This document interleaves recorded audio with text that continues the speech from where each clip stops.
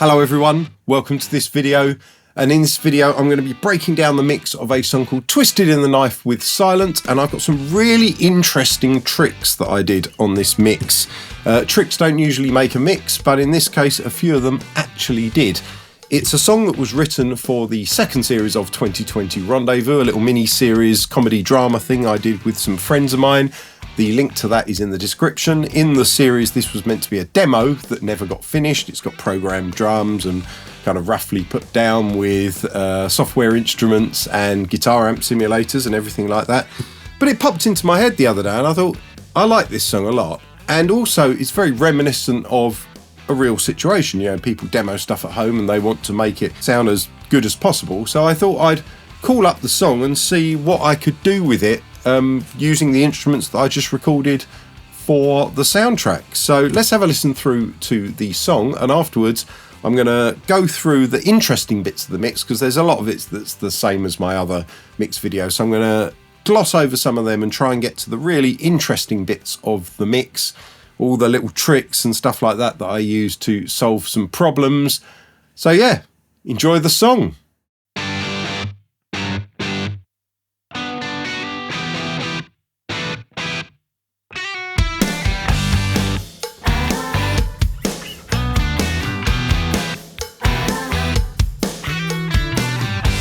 Feel alienated and a little frustrated.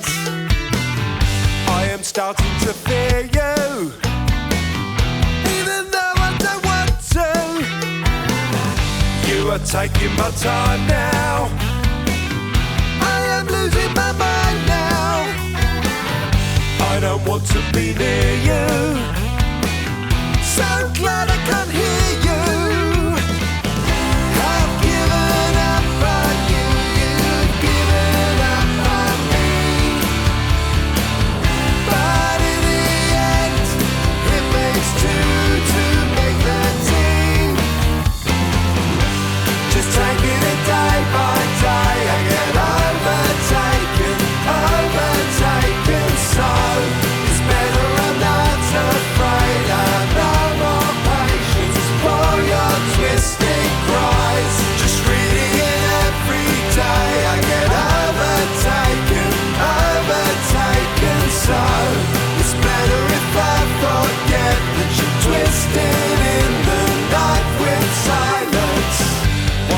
Complicated, am I just outdated?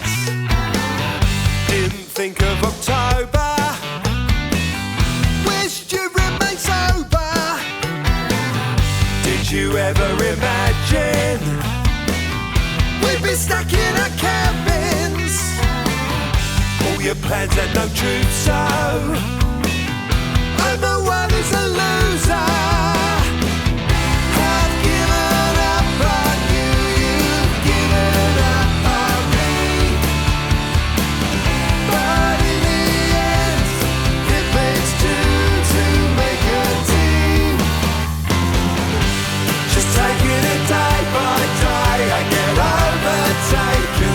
Overtaken, so it's better I'm not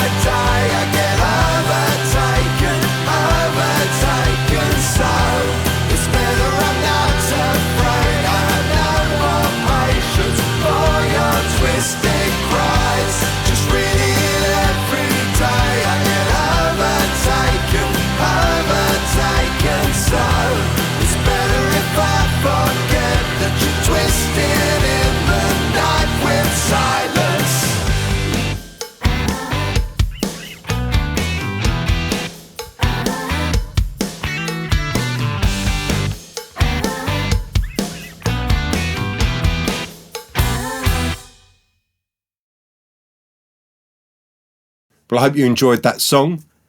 I really think it's just a fun song. You know, the drums aren't as forward as in one of my usual rock mixes. The acoustic really smooths it out. We've got a nice bit of shaker going on. I'm going to show you all of that. I'll play through the song and just sort of isolate some tracks, and we'll see, you know, what's going on, and then I'll break down all the little tricks, because I had a really nice thing where I got the acoustic guitar and the electric guitars to work well together. I did a hell of a lot to the vocals, particularly the backing vocals, and the rest of it is fairly standard one of my mixes. If you don't know what I do to drums and bass and stuff like that, then go and check out one of my other videos, although I do have something interesting on the snare as well. So let's start the song. Starts off with this guitar, which is just one guitar played on my 72 Telecaster. And then we got drums that come in, pretty standard. Bass drum, snare drum, pair of toms, overheads, room. And then I've got percussion, which is shaker and cowbell. And then I've got some reverb coming in on there. On the drums, I'm using the standard stuff. Taking my time now. I've got the UV EQ over the drums, and I'm going to the Bus Plus. Excuse the mess, I'm moving house, so things are in a bit of chaos. And then on the first channel on the second desk, I've got the sub of the bass, and then on the second channel I've got the top end of the bass. All that stuff is fairly standard for one of my mixes. So one thing that is interesting is my IGS ONE LA 500 series module turned up, and I'm using that on the snare because I really like the sound of a 2A on that kind of indie rock snare. Really reminds me of a lot of those 90s recordings that I grew up listening to. So we got the bass there, then after that these two channels I'm not using for anything. I've got the acoustics on 5 and 6, which are not currently playing.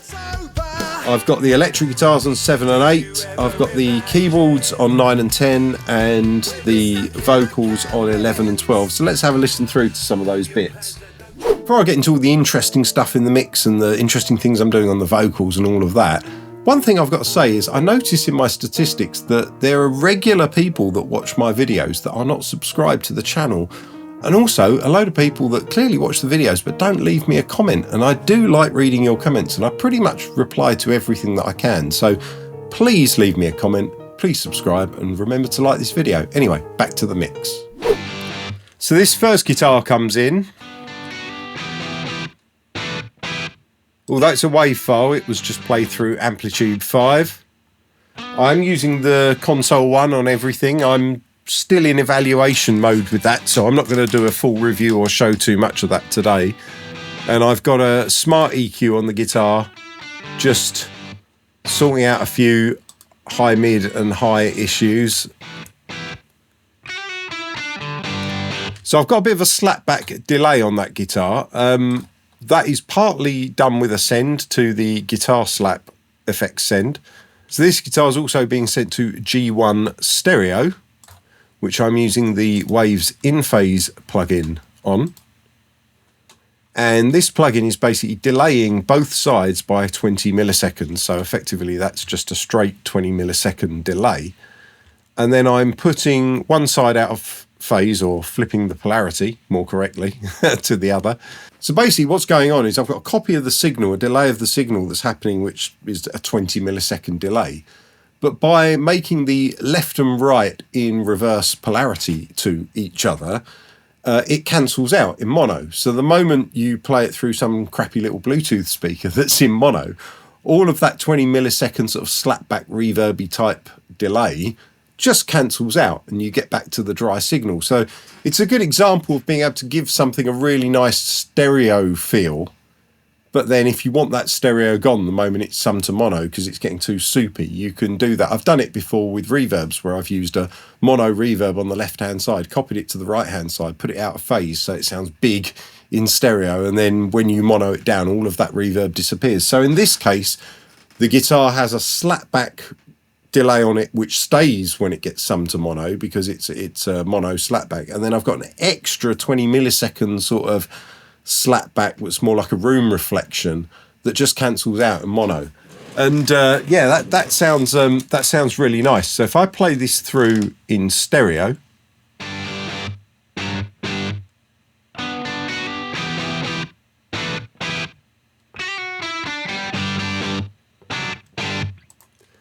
and now with the magic of editing, I'm going to play this through in mono because my mono button here doesn't record to the computer. So that's just for monitoring. So you'll now hear this in mono.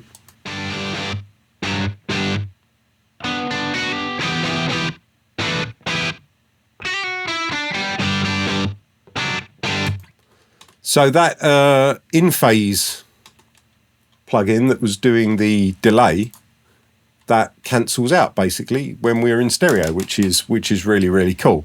So if we carry on through the song, there's acoustic guitars that come in on the bridge and then into the chorus, and they sound great. It's basically just 2 takes of guitar that are panned left and right.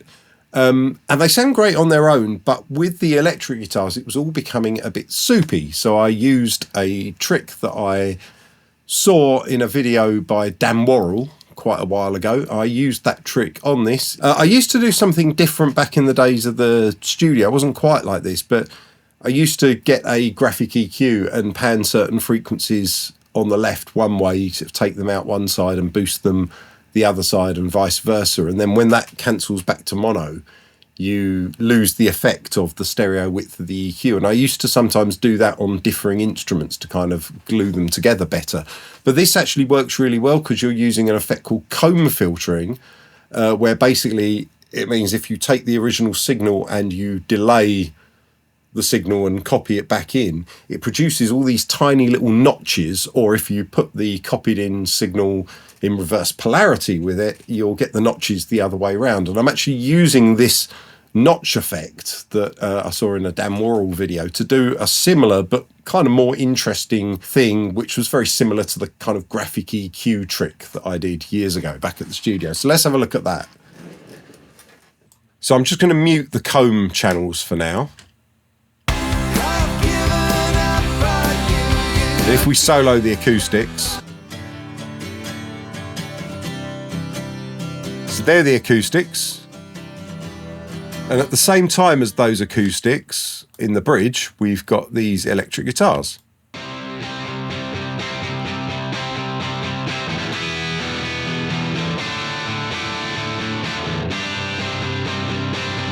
And you put that with the acoustics.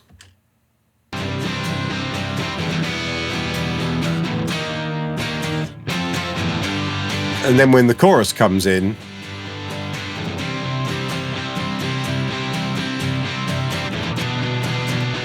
because we've got another 2 guitars there that are just left and right in the chorus.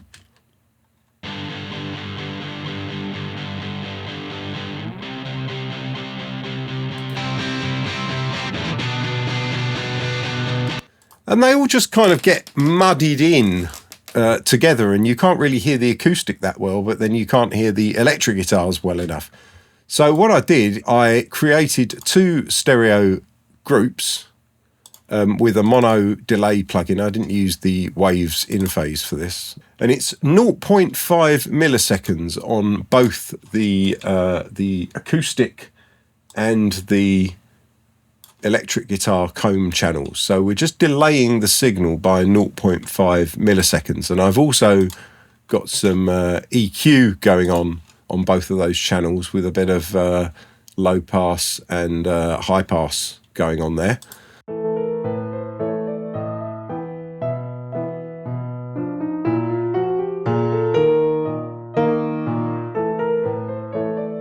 And as you can see, I've not mixed them into 100%, so we're not getting complete notches, you know, down to infinity.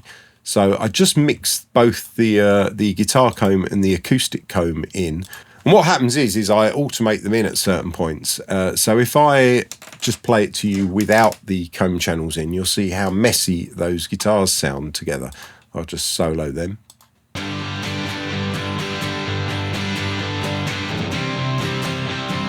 When I put the comb channels in,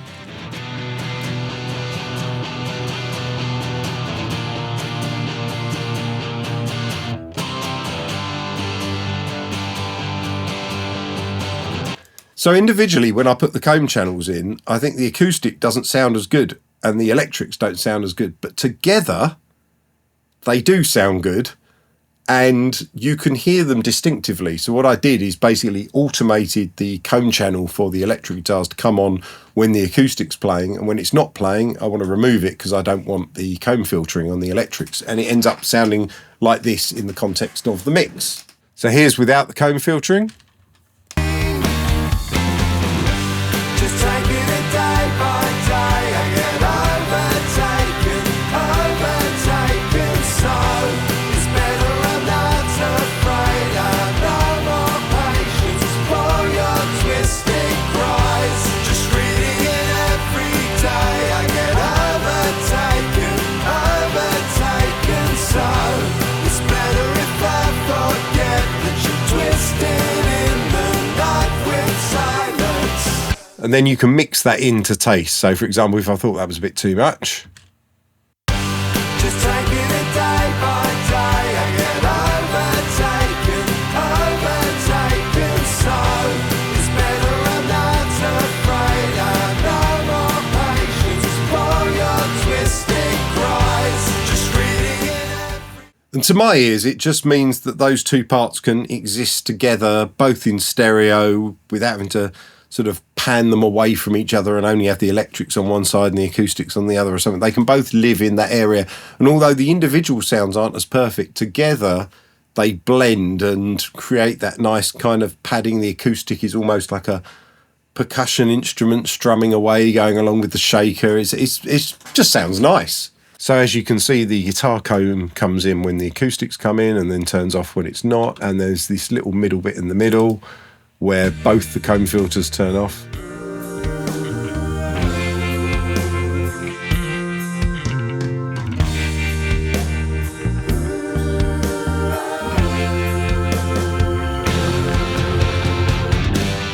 So before we get to the interesting stuff on the vocals, I'm going to show you what keyboards we've got. We've got two pianos, which are basically the same MIDI part put through two different software instruments, and Hammond, surprisingly. I like to use Hammond, so I'll quickly show you them now.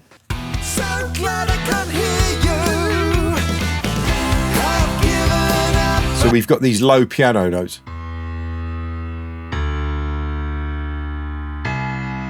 Just holding down the fundamental, because what a lot of people forget is that a piano is actually a percussion instrument. There's a hammer hitting a string. So when you have a low piano note holding down the fundamental, it also acts as a kind of a I am here sort of arrival message here. Boom, like that. It's got a percussive element as well as carrying the note. So I really like to do that. You'll probably notice that on quite a few of my songs. The more I do on this, I use pianos holding down just sort of basic lows, maybe in 1 octave or 2 octaves, as a kind of a percussion. It's a good way of announcing this is a new section of a song.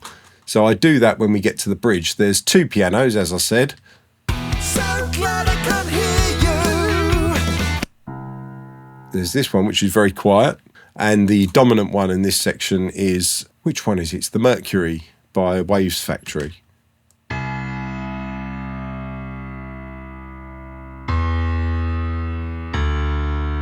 And I've put a certain amount of compression on that to really hold the note in the mix. So it's got a slowish attack, so you get the transient off it, but then the release is fast, so it really brings up the ring of the note on that one. And then as we get through the song, you'll hear the next piano, which is basically just a note, but the other end of the scale.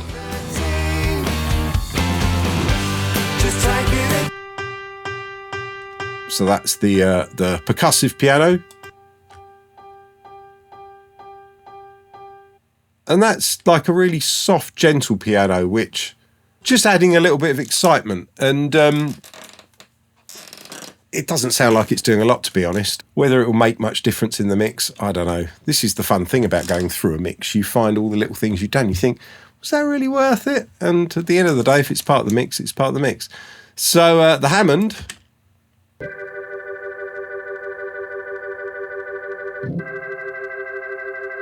This is the IK Multimedia Hammond.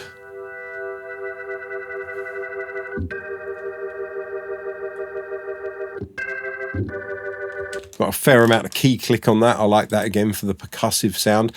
For the first time ever, I'm using the scalar EQ. I was doing something that required a certain kind of way of filtering noise to kind of fit it into the right key of a song. And I got annoyed by making notches in frequency in Cubase and then trying to automate those. And I went looking for an EQ that could basically filter, but with respect to the key of the song. And I came across this, and it was only 30-something pounds. And I thought, well, I'll get a demo of it, which did actually do what I wanted it to do. So I bought it, and I'm trying it on the Hammond. And again, it's one of those things, I'm not sure whether it's making a significant amount of difference, but it just seems to clean certain things up. So you tell me whether you think it's snake oil or whether it's actually worth using this on things, because it's one of those things, I've put it across stuff and gone, oh, this is doing a load, and then I've got rid of the scalar EQ plugin and not a lot changes, but then when I put it back on, it just seems a bit clearer. If you don't know what it's doing, it's basically notching out frequencies that are not in the key of the song, or if you're doing a boost, it will boost the frequencies that are in the key of the song. Now, it can do a lot more than that, but that's the way I've been using it here. And for certain soundscape noise things, it's really nice, but I did feel there was quite a bit of harsh top end on the Hammond, and I thought, rather than taking out the musical frequencies, why don't I try this and take out the kind of the in-between frequencies? But it being a software instrument and everything, the other side of that is there might not be that many in-between frequencies, so I might be taking something that's not there out, which basically ends up with the same result. So you tell me whether you think you can hear any difference as I turn this on and off.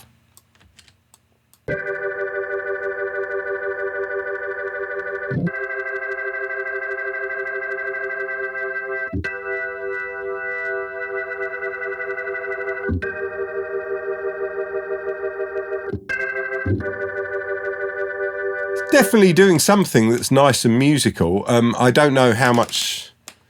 I mean, if I did that amount of serious cutting to the kind of the high mids with a normal EQ, it would probably take out a lot of the musical data I was looking for. So it's an interesting plugin. It's so new, I can't give it any kind of serious evaluation at the moment. I need to use it for a few weeks or a few months before I decide whether I like it or not. So there's some interesting things I did on the keyboards, and the keyboards are basically two pianos and the Hammond. Guitar-wise, that's quite simple. Although the only other thing is I've got a guitar which is a tremolo guitar that comes in the middle.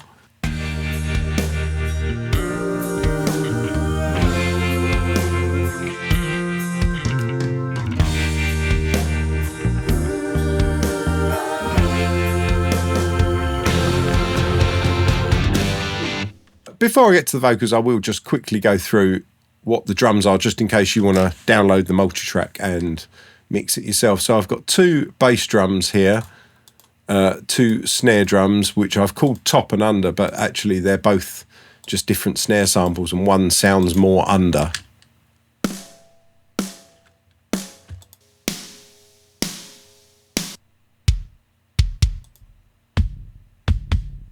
You can see they've got different flavors, and I've kind of mixed them together differently. I've got a pair of hi-hats, we've got a stereo pair of toms, I've got the cowbell.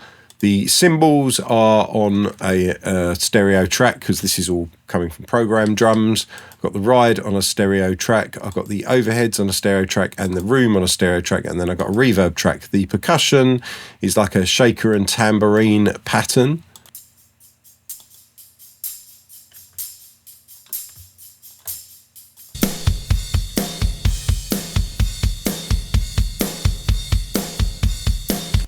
And just on the waves using clip gain, I've turned down the cymbals of the bridges just where it's smacking the shit and smacking the shit out the crash. I've turned them down by a couple of dB, and again at the end there for the double chorus.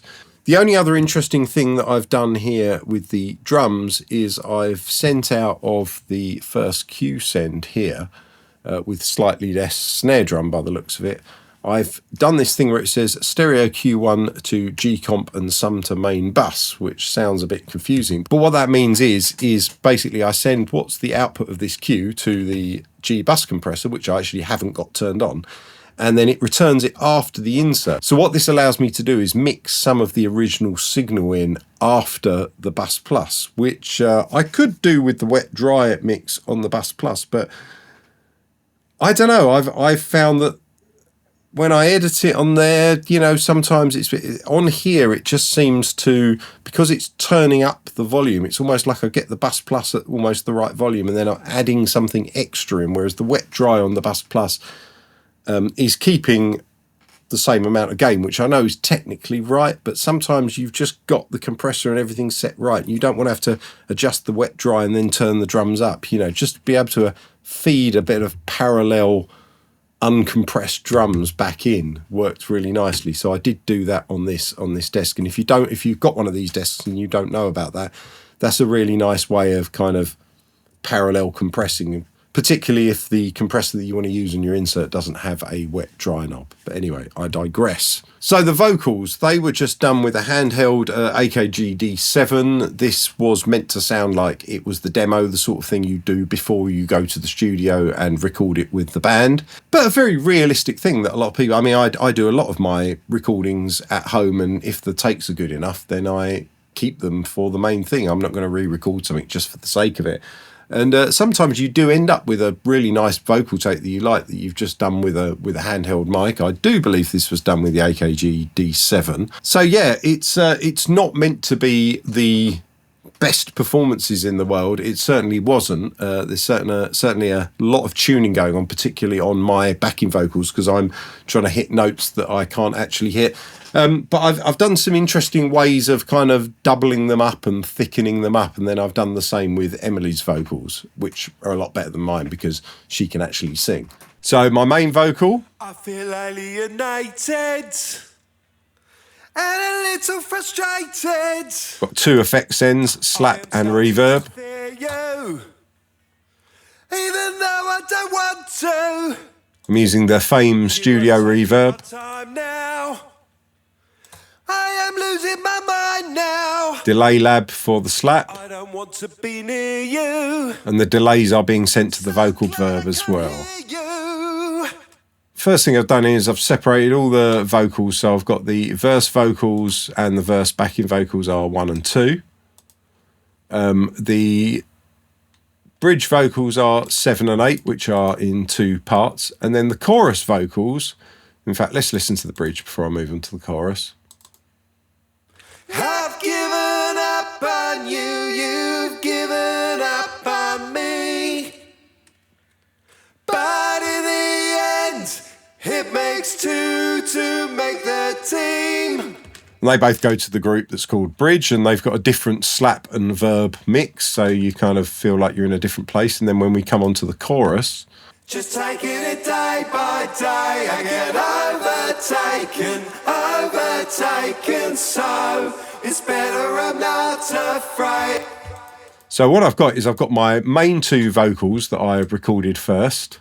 Just taking it day by day, I get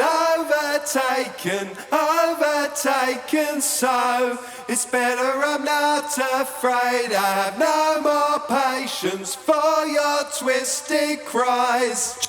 And then we've got a second vocal that comes in. This is called V5. Just taking it day by day, I get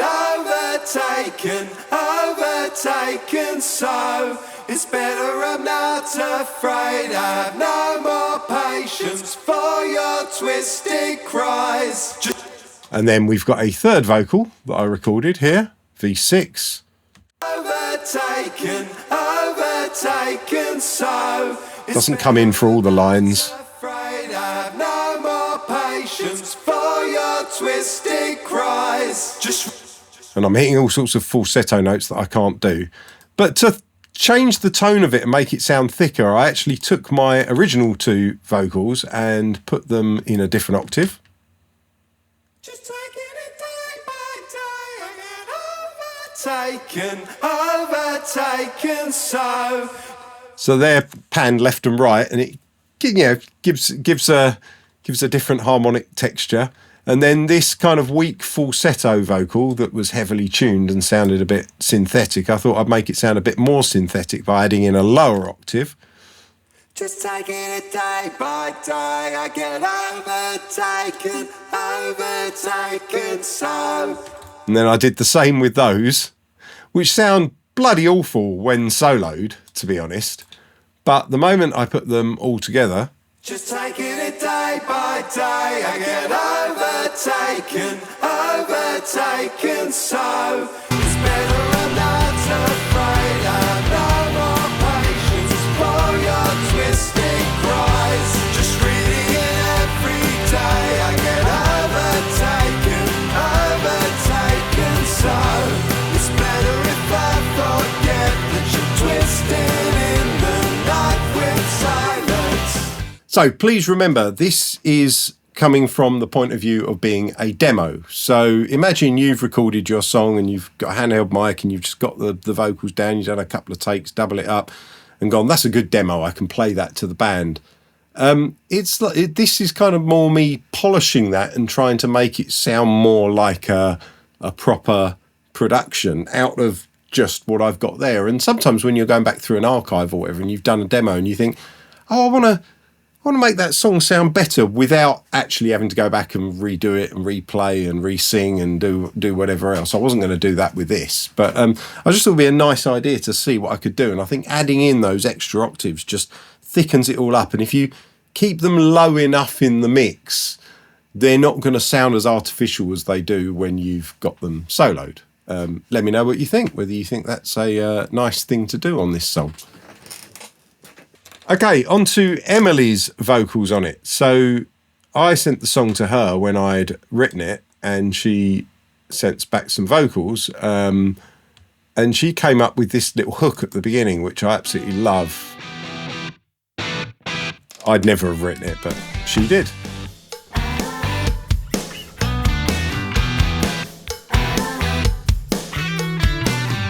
I feel alienated. So her original vocals that she sent me were in 3 parts, all doubled.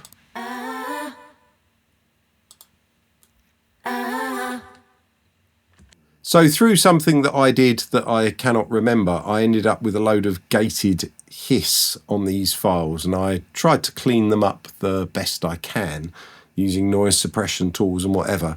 They didn't sound good. The only way to make them sound so they weren't hurting my ears was to basically notch out everything from about 3 to 5K, which removed a lot of the harmonic content from the vocals, and then it just basically sounded like they weren't in the mix in any significant way. But also the moment I put those frequencies back in, it just was like, what is that? There was no musical content in those files. It was just a load of hiss. So I kind of did the same thing that I did on my vocals, but instead of doing it for kind of thickening up because I didn't like the sound of my own voice reasons, I did it with Emily's vocal to actually add in some of that harmonic content that I'd EQ'd out artificially. So I copied her vocals and copied them again and made them 1 and 2 octaves up and mixed them in as if they were kind of harmonics that had been created via saturation. That was my idea, but without actually using saturation to do it, which can be a bit more unpredictable and produce its own harsh frequencies. So let's have a listen to the first octave up.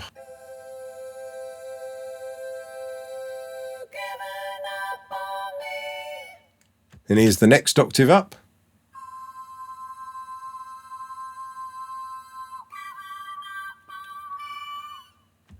And when I put all of those together,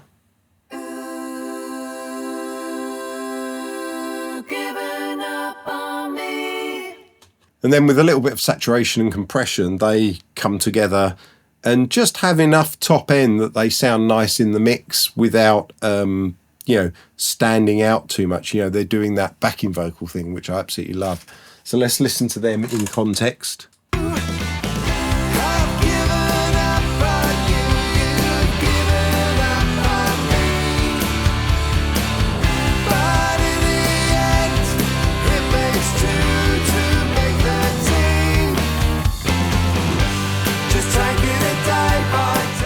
And then finally, we've got this middle 8, which has me and Emily doing some oohs in it. Sounds quite nice. With silence.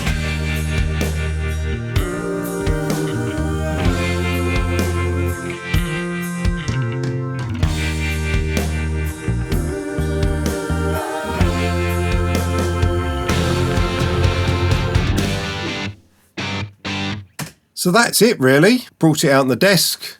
Usual stuff. I've got the E EQs on the bass drum and the snare drum. I've got the first E dynamics on the bass drum, and I've got this lovely IGS ONE LA that I've temporarily whacked in next to my Bluey until I get my other 500 series unit. And by the way, despite warning, it works perfectly well in the -L10. Not getting any noise problems or anything that sounds untoward. It sounds absolutely fantastic. I've got the other Bluey just sitting up there waiting to go back in eventually.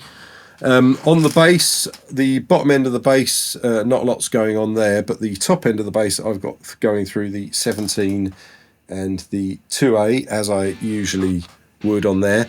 And the whole mix is just going through my Worrall Audio 273 EQ. I haven't got the EQ on. I've just got a bit of a preamp saturation going on there on the whole mix, and that just seems to sound really nice. And then I'm actually slamming it more than normal with the G-Bus comp on the desk.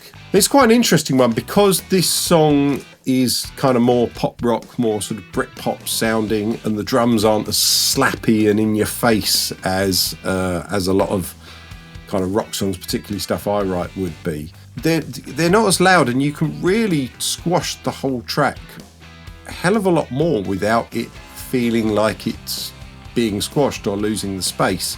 Yeah, so this one had a fair bit of slamming, and I actually, what came off the desk before I started to do any mastering was actually already at, I think, about -16 LUFS. And really, with just 2 or 3 dB of limiting and a bit of EQ, I got that up to -10 without it really sounding like it was breaking up or distorted in any way. So from that point of view, I'm quite happy with this mix. It's certainly a mix that it was already exceeding the Spotify and YouTube sort of -14 limits straight off the desk without it sounding over compressed. So I was quite pleased with that. There's still a few things that I might fiddle with. As ever, I've recorded all the desk output onto the DAW, so usually I'll come back a few days later and tweak with the stems that have come off the desk and then put it back through the G-Bus comp or use the Bus Plus for my final thing. So whatever mix I've put in the video so far might not be the absolute final, same as what happened with Little Words. Yeah, it's interesting because it's a bit like what we call a turd polishing project. You know, this was just a rough demo, program drums, whacked down a DI'd bass, 3 guitars, which ended up being 4 because one of them I split off for the trem group, a couple of acoustics. I whacked down some fairly sort of simple vocals and croaked out some falsetto backing vocals, which if I was doing it with my musician friends, they'd be singing those bits because I can't reach those notes, you know, so they'd be sung with a fuller voice. But, you know, it's a demo and I've kind of polished it to a nice degree, and some of the things that I did, particularly the comb filtering stuff and the kind of the doubling of the octaves and things like that are, and the one I really liked as well is on the guitar, the kind of the 20 millisecond sort of slapback room reflection that cancels out in mono.